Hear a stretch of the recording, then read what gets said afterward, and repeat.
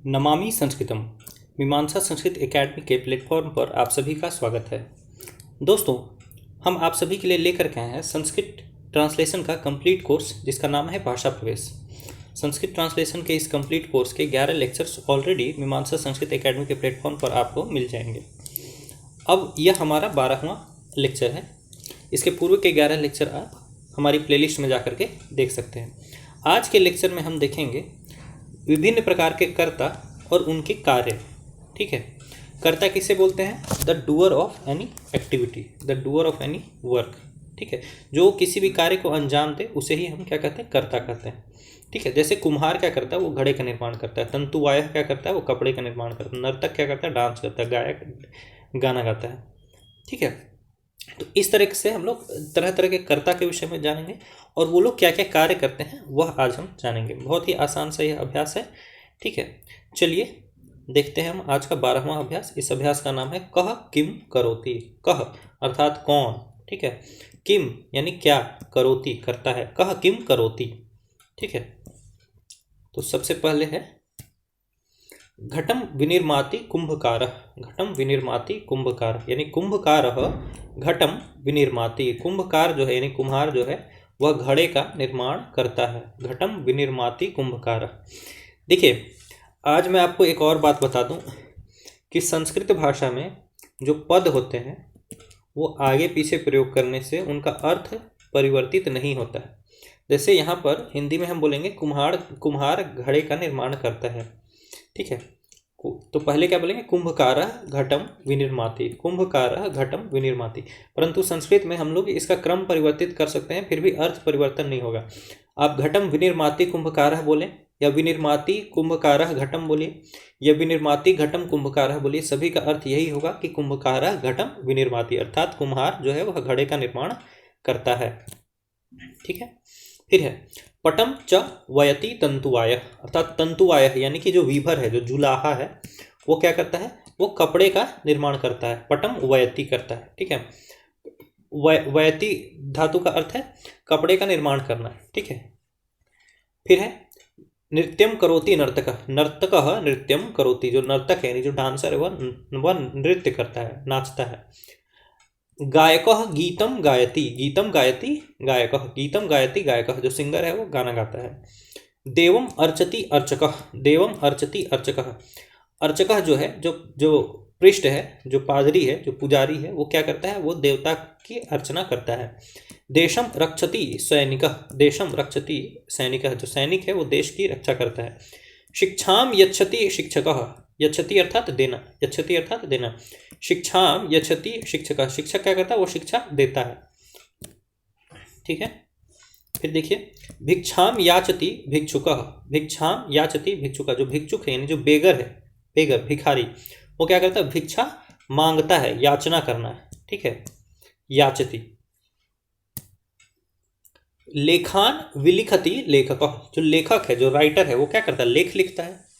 यानम चालयति, यानम चालयति चालक, यानम चालयति चालक, जो चालक है यानी कि जो ड्राइवर है, चालक है ये, चालक। ठीक है, ड्राइवर, चालाक नहीं है, चालक।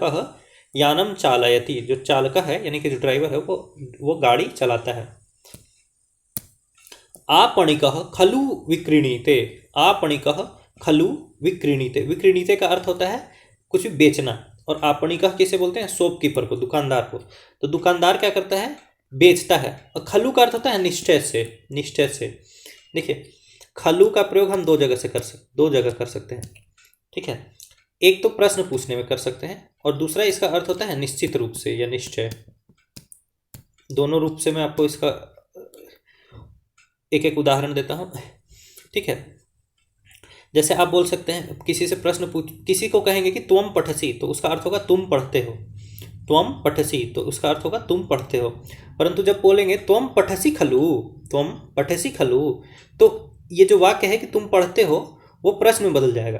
तुम पठसी खलु का अर्थ हो जाएगा तुम पढ़ते हो क्या। ठीक है, तुम पढ़ते हो क्या, तुम पठसी खलु।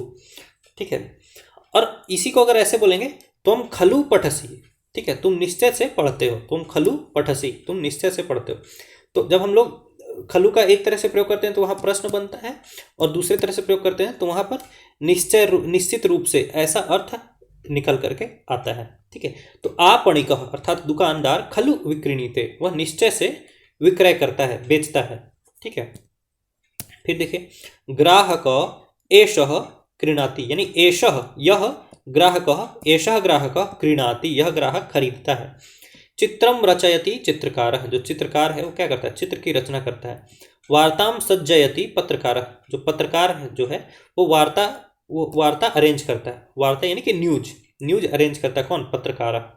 भूषाम तनोति स्वर्णकार, भूषाम यानी आभूषण, आभूषण को फैलाता है कौन, स्वर्णकार। आपको पता है जो सुनार जो होता है जब वो सोने से आभूषण बनाता है तो वो पहले सोने को गर्म करके फिर उसको काफ़ी पतला पतला करके उसको फैलाता है। ठीक है, तो भूषाम तनोति स्वर्णकार, तनोति का अर्थ होता है फैलाना।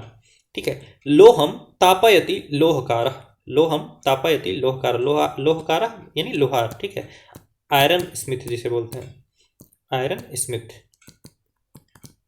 ठीक है, तो आयरन स्मिथ क्या करता है, लोहे को गर्म करता है।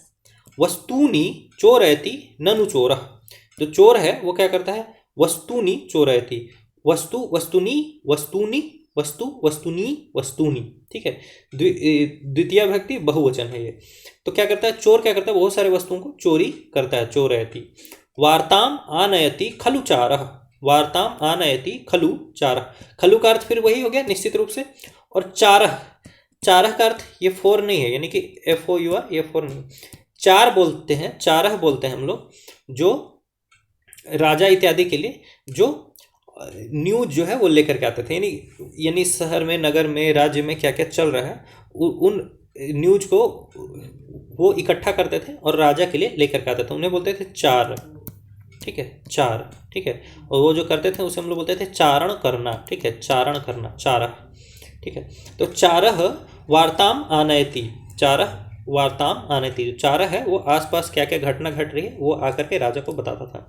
वस्त्राणि सीव्यति शौचिकः, वस्त्राणि सीव्यति शौचिकः, शौचिकः का अर्थ होता है टेलर, दर्जी।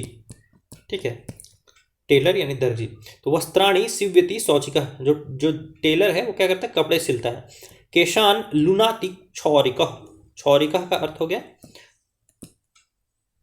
बार्बर, यानी जिसे हम नाई बोलते हैं। तो नाई क्या करता है, वो बालों को काटता है, लुनाती। केशान लुनाती क्षौरिकः, क्षौरिकः। अब देखिए आपको क्या करना है, यह बहुत ही आसान अभ्यास है। अस्मिन् पद्ये यानी क्रियापदानि सन्ति तानि रिक्त स्थाने लिखन्तु, रिक्ते स्थाने लिखन्तु। तो इस ऊपर वाले पद में जो भी क्रियापद हैं, आपको देखने से ही पता चल जाएगा कि इसमें क्या क्या क्रियापद हैं दोस्तों। जैसे विनिर्माति, ठीक है, वयति, करोति, गायति, अर्चति, रक्षति, यच्छति, याचति, विलिखति, चालयति, विक्रीणीते, क्रीणाति,